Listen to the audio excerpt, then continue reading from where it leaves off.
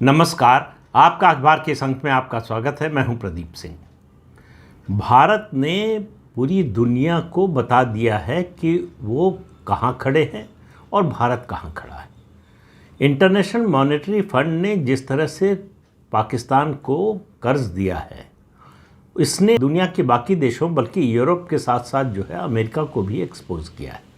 आज अमेरिकी विदेश मंत्री मार्क रूबियो ने बात की किससे? पाकिस्तान में प्रधानमंत्री से नहीं, उनके उप प्रधानमंत्री से भी नहीं, किसी और नेता से नहीं, विदेश मंत्री से भी नहीं, सीधे पाकिस्तानी सेना के चीफ से, आसिम मुनीर से।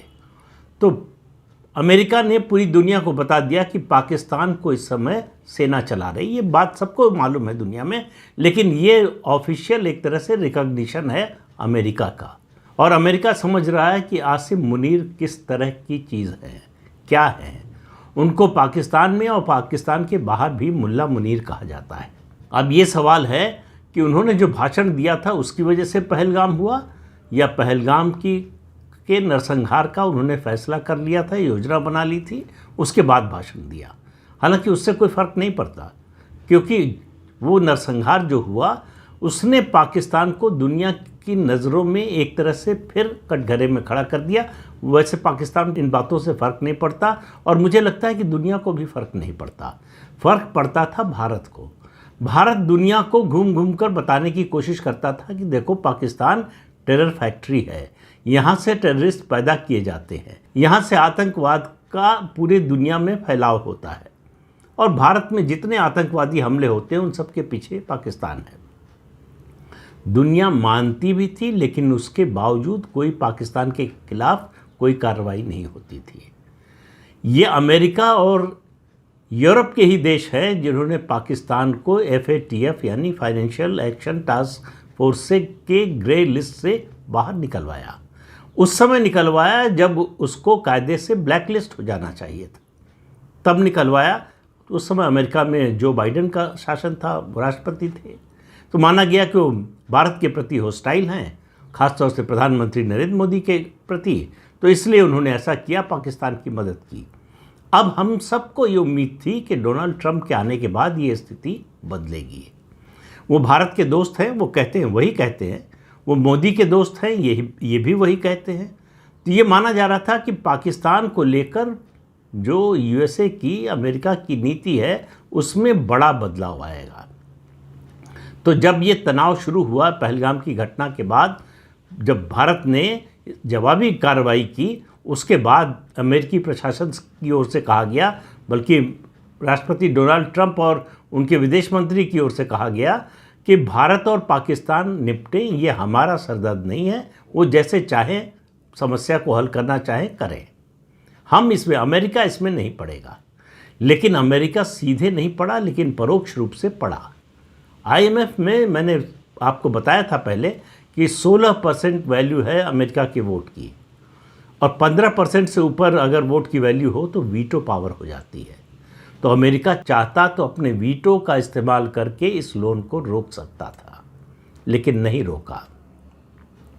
बल्कि भारत के विदेश मंत्री S जयशंकर से भी उनके विदेश मंत्री ने बात की और कहा कि डी-एस्केलेट कीजिए आप लोग। तो हमारे विदेश मंत्री ने बड़े सपाट ढंग से कहा कि भारत हमेशा नपे तुल्य और जिम्मेदार तरीके से एक्ट करता रहा है, वही अब भी कर रहे हैं। इसका मतलब क्या है? इसका मतलब सीधा सीधा है, आम आदमी की बोलचाल की भाषा में कहें, डिप्लोमेटिक भाषा में इस तरह की बात नहीं इस्तेमाल की जाएगी। सीधा सीधा भारत ने ये संदेश दिया है अमेरिका को, यूरोप को, कि अमेरिका और यूरोप जाए भाड़ में। भारत को जो करना है अपनी रक्षा के लिए, अपने देश की सुरक्षा के लिए, भारत वो करेगा।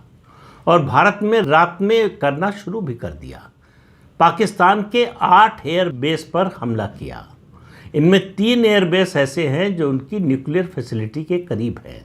सरगोधा, जो उनका बहुत बड़ा एयरबेस है, बड़ा महत्वपूर्ण एयरबेस है, और अगर आपको याद हो 1971 का, 1971 की युद्ध में भी भारत ने सरगोधा एयरबेस पर अटैक किया था, और ऐसी आग लगी थी कि वो आग 7 दिन तक जलती रही थी, उसको बुझा नहीं पाया था पाकिस्तान। इस बार भी भारत ने जो ये जवाबी हमला किया है उसमें भारत ने उसके हैंगर्स तबाह कर दिए हैं। हैंगर मतलब एक तरह से जो फाइटर जेट्स का या हवाई जहाज़ का पार्किंग लॉट होता है उसको नष्ट कर दिया, रनवे को नष्ट कर दिया। तो अब वहाँ से जहाज़ उड़ नहीं सकते। ये अलग बात है कि वो जल्दी ही इसकी मरम्मत कर लेंगे और इसको इस्तेमाल लायक बना सकते हैं, लेकिन इसकी क्या गारंटी है कि भारत दोबारा ऐसा नहीं करेगा। भारत ने ये आजमा कर देख लिया है कि कहाँ से, कितनी दूरी से और किस हथियार के साथ सरगोधा के एयरबेस पर हमला करना है। तो जिन एयरबेस पर हमला किया उसके बाद पाकिस्तान ने अभी तक जो भारत के मिलिट्री इंस्टॉलेशंस को निशाना बना रहा था, अब वो हमारे जो नागरिक हैं, जो नागरिक क्षेत्र है, उन पर हमला कर रहा है मिसाइल से और ड्रोन से। और सबसे बड़ी गलती मुझे लगता है जो पाकिस्तान ने कर दी है वो ये किया, उसने अपनी एक बैलिस्टिक मिसाइल जिसकी रेंज जो है 400 किलोमीटर है उसको छोड़ा दिल्ली की ओर। भारतीय एयर डिफेंस सिस्टम ने हरियाणा के सिरसा के पास उसको मार गिराया, वरना अगर मान लीजिए कि अगर ये न होता तो वो मिसाइल दिल्ली में गिरती। तो पाकिस्तान का इरादा समझ लीजिए, दुनिया डी एस्केलेट करने के लिए बोल रही है और पाकिस्तान इसको और एस्केलेट कर रहा है। और भारत ने शुरू से ये स्टैंड लिया हुआ है कि पाकिस्तान जिस तरह की कार्रवाई करेगा उसका उसी अनुपात में नहीं, उससे ज़्यादा अनुपात में जवाब दिया जाएगा। और यही भारत इस समय कर रहा है। इससे पहले तक ये होता था कि पाकिस्तान जितना करता था उतना ही हम भी करते थे, ध्यान रखते थे कि इससे ज़्यादा ना हो। हम अब सिर्फ एक चीज़ का ध्यान रख रहे हैं कि उनके नागरिकों पर हमला ना हो, नागरिक क्षेत्रों में जो है इसका असर ना पड़े। लेकिन उनके सैनिक ठिकानों को जो अभी तक हम छोड़कर चल रहे थे वो हमने अपनी ओर से जो शर्त अपने ऊपर रखी थी वो ख़त्म कर दी। अब हम अमेरिका की सुनने की स्थिति में नहीं है, यूरोप सुनाने की स्थिति में नहीं है। अमेरिका क्या करेगा, क्या कहता है, इससे भारत को अब कोई मतलब नहीं है। जब एक बार अमेरिका ने पल्ला झाड़ लिया कि हमको मतलब नहीं, ये हमारा युद्ध नहीं है, ये हमारा मामला नहीं है, ये हमारा मुद्दा नहीं है, भारत पाकिस्तान को जैसे निपटना हो निपटे। दूसरी ओर चीन, आप समझिए कि ये पहलगाम की घटना हुई क्यों। उस समय जब एप्पल और गूगल जैसी बड़ी मल्टीनेशनल कंपनियां, जिनमें से ज़्यादातर अमेरिकी कंपनियां हैं, वो चीन से निकल कर भारत आ रही थी, उसी समय ये घटना हुई। तो पाकिस्तान का इस्तेमाल पहले विभाजन और उसके विभाजन से पहले और विभाजन के बाद ब्रिटेन करता था, उसके बाद अमेरिका उसका इस्तेमाल करता था, आजकल पाकिस्तान का इस्तेमाल चीन कर रहा है। लेकिन चीन को मालूम है कि वह एक सीमा से ज़्यादा अगर पाकिस्तान का इस्तेमाल करेगा भारत के खिलाफ तो उसके लिए घाटे का सौदा हो जाएगा। इसलिए चीन बड़ा संभल कर चल रहा है। अमेरिका नहीं बोल रहा, लेकिन चीन पाकिस्तान से बोल रहा है कि इसको ज़्यादा मत बढ़ाओ, क्योंकि उसको मालूम है कि इससे नुकसान केवल पाकिस्तान का नहीं होगा। फिर पाकिस्तान एक बार सामने से हटा तो अगला निशाना चीन पर होगा। कोई हमला नहीं होने जा रहा चीन पर, लेकिन चीन से जो आर्थिक संबंध चीन सुधारना चाहता था उसको बहुत बड़ा झटका लग सकता है। और चीन इस समय आर्थिक रूप से बहुत परेशान है। जो टैरिफ वार चल रही है उसमें सबसे ज़्यादा दुनिया में अगर घाटे में कोई देश है वो है चीन। चीन उससे निकलने के लिए उसको एक ही रास्ता दिखाई देता है, एक ही उम्मीद की किरण दिखाई देती है, वो भारत, क्योंकि भारत के पास सबसे ज़्यादा कंज्यूमर है। तो इसलिए चीन को लगता है कि अगर भारत साथ रहेगा तो हम इस क्राइसिस से पूरी तरह से उबर तो नहीं सकते, लेकिन हम इसका इम्पैक्ट बहुत कम कर सकते हैं। लेकिन भारत इस समय उसका लक्ष्य एक ही है। आज भी जो मैं कहूँ वार काउंसिल या वार कैबिनेट, जो भी नाम देना चाहें, 17-18 जो सलाहकार हैं, रक्षा विशेषज्ञ हैं, तीनों सेनाओं के प्रमुख हैं, हमारे नेशनल सिक्योरिटी एडवाइज़र हैं, रक्षा मंत्री हैं, इन सब की बैठक फिर से प्रधानमंत्री के साथ हुई है। और आज नेवी चीफ की भी कहते हैं अलग से बैठक प्रधानमंत्री के साथ हुई है। इस पूरे घटनाक्रम में अभी तक नेवी की भूमिका नहीं शुरू हुई है। और तीनों सेनाओं की बात करें तो सबसे ज़्यादा अगर संहार की शक्ति है हमारी तीनों सेनाओं में तो वो है पाकिस्तान के खिलाफ नेवी की। तो हमारी नौसेना जो है वो जब इस मैदान में उतरेगी, इस संघर्ष के मैदान में, तो पाकिस्तान में ऐसी तबाही होगी, अभी हो रही है। उनका एयरबेस धू धू करके जल रहा, धुआं उठ रहा है। तो मुरीद उनका जो एयरबेस था जहाँ से ड्रोन उड़ाते थे, दूसरा सुकूर जहाँ से मिसाइल दागते थे, उन दोनों को नष्ट कर दिया है भारत ने कल जो रात में एक्शन हुआ है उसमें। और उसके अलावा आप देखिए सियालकोट में पाकिस्तान में एक लॉन्च पैड था, टेररिस्ट लॉन्च पैड था पाकिस्तान का, उसको बीएसएफ ने उड़ा दिया है। पाकिस्तान क्या कर रहा है कि इस संघर्ष के दौर में वो सीमा पार से, एलओसी से और आईबी यानी इंटरनेशनल बॉर्डर से जो फायरिंग कर रहा है, तोपे चला रहा है, उसकी आड़ में आतंकवादियों को घुसाना चाहता है। बीएसएफ ने भरपूर जवाब दिया, उस लॉन्च पैड को ही उड़ा दिया। उसके अलावा जिन बंकरों में बैठकर, जिन बंकरों की आड़ से पाकिस्तानी सेना सीमा पार हमारे जो गांव हैं सीमावर्ती, उन पर नागरिकों पर हमला कर रहे थे, 28 बंकर उड़ा दिए हैं, पूरी तरह से मिट्टी में मिला दिया है 28 बंकरों को। ये बहुत बड़ी संख्या है। अब वहाँ से पाकिस्तान फायरिंग नहीं कर पाएगा। और भारत की जो जवाबी फायरिंग है उसमें हम अपने तरफ क्या हो रहा है ये तो हमारा मीडिया दिखा रहा है, उधर पाकिस्तान में क्या हो रहा है उनका मीडिया तो कभी दिखाएगा नहीं। लेकिन जितनी आपको तबाही भारत में इस तरफ दिखाई दे रही है उसका कई गुना ज़्यादा पाकिस्तान में हो रहा है। और पाकिस्तान में जो उसके एयर बेस पर आग और धुआं दिखाई दे रहा है उसका असर पूरे पाकिस्तान में हो रहा है। पूरे पाकिस्तान के नागरिक परेशान हैं कि अगले मिनट क्या होगा पता नहीं। एक छोटा सा वीडियो मैंने देखा, पाकिस्तान के सूचना मंत्री लंदन में सड़क पर जा रहे थे और पीछे पीछे कई पाकिस्तानी उनको लिटरली गाली दे रहे थे और उनको कायर और जाने क्या क्या बोल रहे थे, ऐसे शब्द बोल रहे थे जिसको मैं बोल नहीं सकता। तो वहाँ पाकिस्तान में समस्या हो रही है। अब सेना के खिलाफ धीरे धीरे माहौल बन रहा है और इस बीच में भारत ने धीरे से एक काम और कर दिया है। जो बागलीहाट डैम है उसके दरवाजे भारत ने खोल दिए हैं, यानी पानी का बहाव अब सिंध की ओर होगा। तो एक तो उनकी कॉटन की फसल गई, उसकी बुआई नहीं हो पाएगी, और दूसरा उसके अलावा बाढ़ के हालात बन सकते हैं जब तक पानी पहुंचेगा, 24 घंटे, 48 घंटे, 72 घंटे, जितना समय लगे।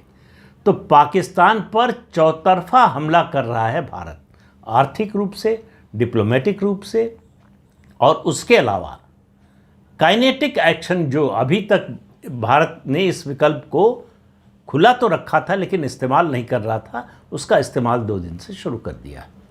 ये पाकिस्तान को बता दिया है कि अगर हमला करोगे तो उसका जवाबी हमला मुंह तोड़ जवाब दिया जाएगा और उसकी बड़ी कीमत तुम्हें चुकानी पड़ेगी।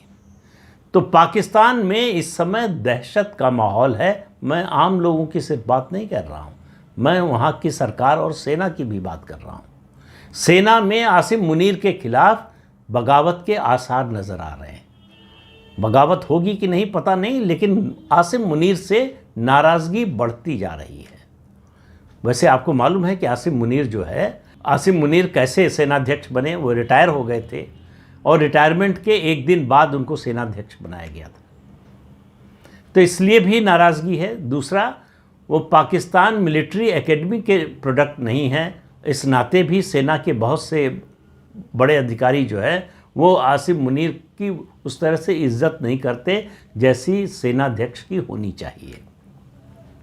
तो आज की रात आप इंतज़ार कीजिए, भारत ने पिछले 2 दिनों में जो एक्शन किया है उससे बड़े एक्शन का।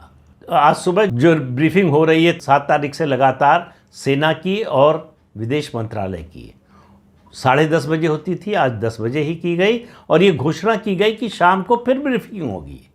तो आप समझिए शाम तक फिर कुछ होने वाला है और ये सिलसिला अभी चलने वाला है। भारत ने इस बार तय कर लिया है कि इस समस्या का हल स्थायी रूप से खोजना है। इसका कोई तात्कालिक उपाय नहीं करना है। ऐसा नहीं करना है कि पाकिस्तान को सबक सिखाएं कि वो 6 महीने, साल भर, 2 साल चुप रहे और फिर से उसी काम को करने लगे। तो अब जो सामने आया है कि जो हमने 7 तारीख को हमला किया था टेरर कैंप्स पर, उनमें 5 ऐसे आतंकवादी मारे गए हैं जो घोषित रूप से बड़े आतंकवादी थे। इनमें से ज़्यादातर मसूद अजहर के रिश्तेदार हैं। तो ऑफिशियली ये कंफर्म किया है भारत सरकार ने कि ये मारे गए हैं। तो अभी तक हम, अगर आप याद करें, 1947-48 से लेकर 1999 में जो कारगिल का युद्ध हुआ, तब तक लगातार हम पर किसी न किसी तरीके से विदेशी दबाव आता था। ये पहला मामला है, पहला मौका है जब भारत सरकार ने पूरी दुनिया को बता दिया है कि हम किसी तरह का विदेशी दबाव मानने या सुनने को भी तैयार नहीं है। भारत के सामने उदाहरण है कि भाई आपके साथ कुछ होता है तो आप जितना कर सकते हैं, जितनी ताकत है आप करते हैं। तो आप हमसे कैसे उम्मीद रखते हैं कि हमारे साथ, हमारे इलाके में, हमारे देश में नरसंहार होगा, आतंकवादी आएंगे और निर्दोष लोगों को मारकर चले जाएंगे और ये सिलसिला बरसों नहीं दशकों तक चलता रहेगा और हम चुपचाप देखते रहेंगे? ये नहीं होगा। तो प्रधानमंत्री की मैं वो बात फिर से याद दिलाना चाहता हूँ जो बिहार की जनसभा में कहा था कि ऐसी सज़ा देंगे जिसकी उन्होंने कल्पना भी नहीं की होगी। जितनी ज़मीन बची खुची है उसको भी मिट्टी में मिला देंगे। तो मिट्टी में मिलाने का कार्यक्रम शुरू हो चुका है। ऑपरेशन सिंदूर अभी फ़िलहाल बंद नहीं होने वाला है। बहुत से लोगों को लग रहा था कि 7 तारीख को जो भारत ने जवाबी कार्रवाई की उसके बाद ऑपरेशन सिंदूर बंद हो जाएगा, लेकिन औपचारिक रूप से भारत सरकार ने, हमारी रक्षा मंत्रालय, विदेश मंत्रालय ने घोषणा कर दी कि ऑपरेशन सिंदूर बंद नहीं हुआ है, ये अभी चल रहा है। या कोई संकेत नहीं दिया है कि ये कब तक चलेगा। तब तक चलेगा जब तक पाकिस्तान को ये समझ में नहीं आ जाएगा कि उसने जो गलती की है उसकी सज़ा उसे ही नहीं, आज नहीं, वर्तमान में ही नहीं, भविष्य में आने वाली उसकी पीढ़ियों को भी भुगतना पड़ेगा। तो इसलिए एक और बड़े एक्शन के लिए तैयार रहिए। आज रात से कल सुबह तक आपको देखने को मिलेगा कि भारत फिर से जवाबी कार्रवाई करेगा। अभी तो भारत ने अपनी जो सैन्य क्षमता है उसका 1% भी इस्तेमाल नहीं किया है। अभी हमारे फाइटर जेट, उन्होंने एयर स्पेस नहीं क्रॉस किया है, पाकिस्तान के एयर स्पेस में नहीं गए हैं। उसके अलावा हमारी जो रक्षा प्रणाली है, ख़ास तौर से एयर डिफेंस सिस्टम है, वो इतना कारगर साबित हुआ है कि पाकिस्तान का कोई प्रयास अभी तक सफल नहीं हो पाया है। हमला करने की तमाम उसने कोशिशें की, हमारे तमाम एयरबेस पर हमला करने की कोशिश की, हमारे मिलिट्री इंस्टॉलेशंस पर हमला करने की कोशिश की, लेकिन किसी में उसको सफलता नहीं मिली है। 1-2 जगहों पर जरूर छोटा मोटा नुकसान किया है, उसके अलावा कोई जो है बड़ी सफलता पाकिस्तान को नहीं मिली है और आगे भी मिलेगी इसकी कोई उम्मीद दिखाई नहीं दे रही है। और भारत अब इस एस्केलेशन लेडर पर, पहले ही कहा था कि ये निर्भर करेगा पाकिस्तान क्या करता है। पाकिस्तान 1 सीढ़ी ऊपर गया है, अब भारत कम से कम 2 सीढ़ी ऊपर जाने वाला है। तो इंतज़ार कीजिए आज रात में होने वाली कार्रवाई का। तो इस अंक में इतना ही, अगले अंक में फिर मिलेंगे किसी नए मुद्दे के साथ। तब तक के लिए अनुमति दीजिए। आपसे अनुरोध है कि ये चैनल देखिए, शेयर कीजिए, लाइक कीजिए और सब्सक्राइब ज़रूर कीजिए। नमस्कार।